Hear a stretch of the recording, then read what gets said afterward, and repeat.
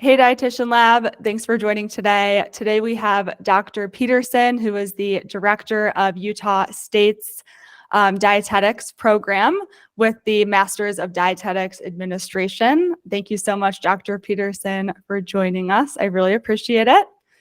Dr. Peterson is here today to help answer some questions for my followers and whoever else is here to watch the video. And provide some overview on Utah State's program and also answer some specific application questions from a director's point of view. So let's jump into it. Dr. Peterson, can you give an overview of Utah State's Masters of Dietetics Administration program? Absolutely. Thanks, Brooke. I'm so happy to be here. Yeah, I just want to share a little bit information about the Utah State University Master of Dietetics Administration. We refer to it as the MDA. This is a graduate program, also known as a future education model. And this is a one-year program that provides a master's degree focused on leadership and management, as well as 1,000 hours of supervised experiential learning. So graduates of our program will qualify for the RD exam after graduation. Awesome. Thank you so much. And then I know that your program is a one-year program, which is huge, especially for those who already have a DPD, saves a lot of time because some programs are 2, if not, an additional year with the dietetic internship if it's not combined. But what would you say from your point of view makes Utah State's program so unique? There are a lot of parts of our program that are very unique. One, of course, is that one-year structure. And so our program, students will come in, they'll complete supervised practice in the first 2 semesters, and they'll take one graduate course both of those semesters. And then the third semester, they'll complete 2 more courses and then complete a master's project, and then they'll graduate. Other highlights of our program are we have a really big team. So we offer a ton of support.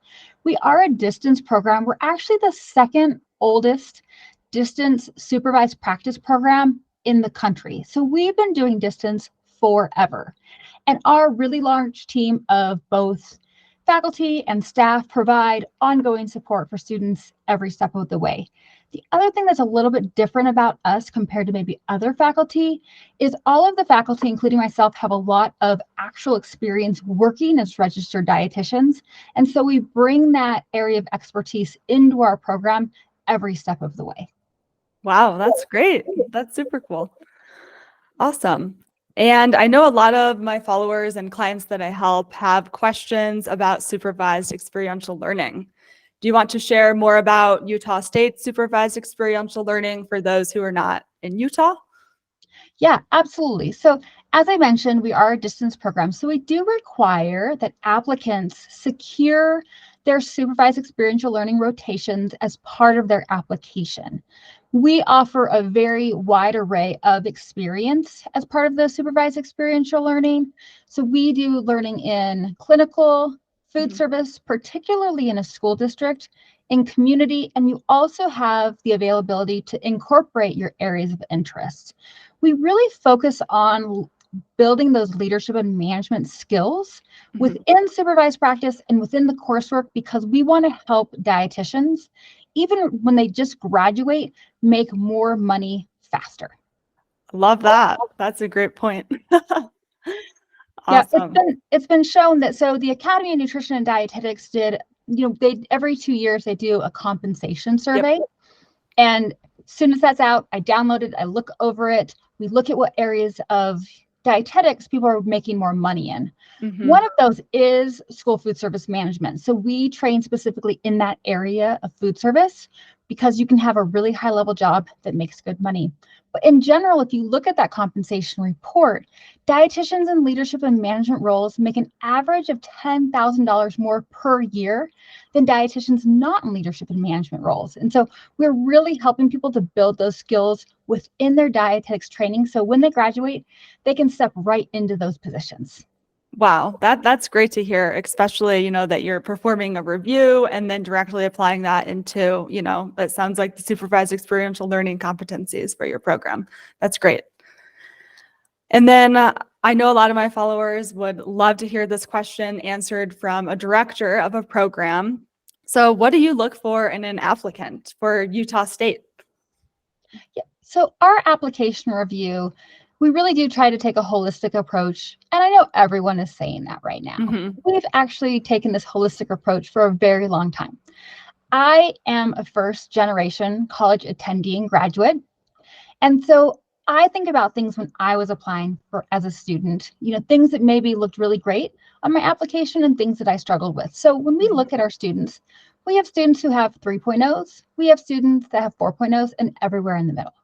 We have students that have a little bit of work or volunteer experience, and some have 10,000 hours of work and volunteer experience, and everywhere in between. Generally, letters of recommendation typically look pretty good. So what we're looking for is somebody who is passionate about nutrition and dietetics, somebody who doesn't necessarily have exact direction, but they know that they want to get on a path towards a certain area. Now that can change over time. As part of that supervised experiential learning, you're going to get exposed to a lot of different things. So you might think you want to go into clinical and you might change directions, or you might think you want to go into food service and change directions.